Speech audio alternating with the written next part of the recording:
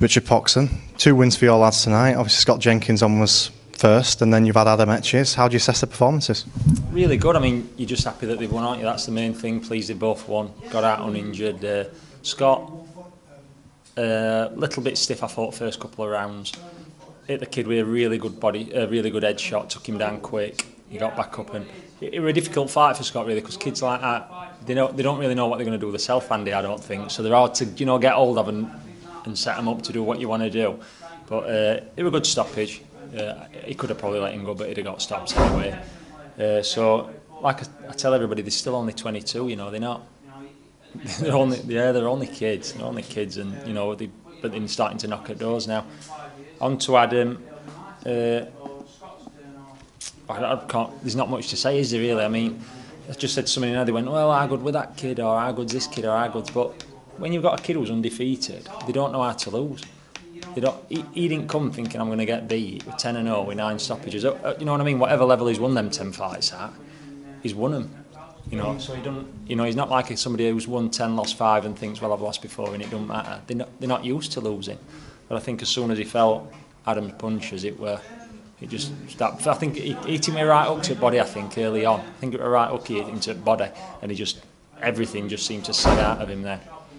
Was there kind of a similarity between if you remember the Brady's Prescott and Mir Khan fight? Prescott came over, similar record, won a few more fights, but nobody knew him coming out of South America and obviously did a job. So was there that kind of threat to Adam? Well, there was. I mean, I'd seen probably about 20 seconds of footage, and that were it. And I just had a look, and I just thought, yeah, he's strong, and he looks a little bit open, but he's strong, he can punch, but Adam's not open, and he can really punch. So I took the risk with it, and you see so many matches. You have a look round. Who's like people say, oh yeah, but what level were we at? Well, take the risk, and you take one of them. It's easy, isn't it? Anyone can, take the risk, take one of them, but they don't. They'd rather go with somebody who's lost 5, 6, 7, 8 fights and knows how to lose. Even if they've got a 20-8 record or 15-8, they know how to lose. We aren't doing that. We're pushing on and keeping going and letting him box different kids and expecting different things. Obviously he's won another title tonight, but what's the plan going forward? Is there going to be more belts potentially in 2014? Yeah, I think definitely. Yeah, he's kicking on to it. I mean, obviously that super middleweight belt, I don't know, to work, probably thrust upon us a little bit really at last minute, because the kid failed the check weighing for the board. So at the last minute we spoke to IBF, and the title had just been vacated at the weight above super middleweight, so we grabbed that to do it for a title for him. But he'll be staying at middleweight as a middleweight.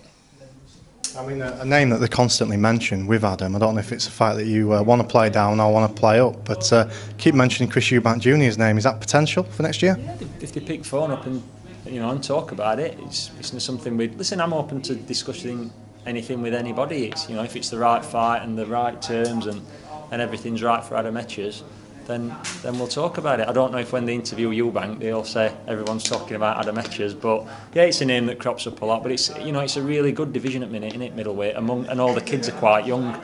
Murray, Macklin and Barker, they're obviously at a different level and they're away, aren't they? But then there's 5 or 6 kids all around Adam's levels: Billy Joe, John Ryder, Adam, Eubank. There's a good 4 or 5 kids all around who could, domestically it could be really, really good.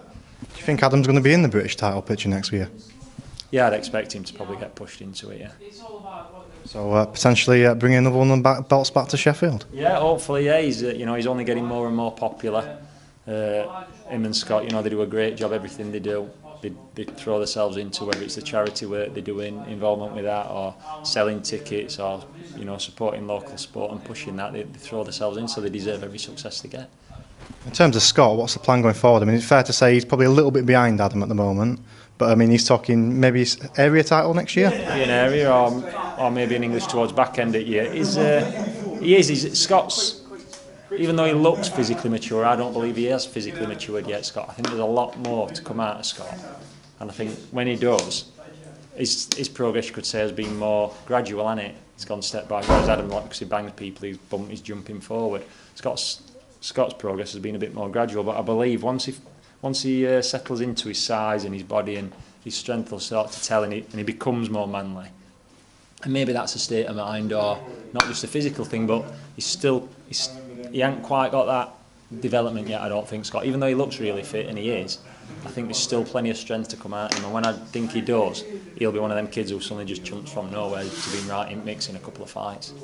Excellent. Well, good luck in the future. Thanks, Andy. Thanks a lot, Tom.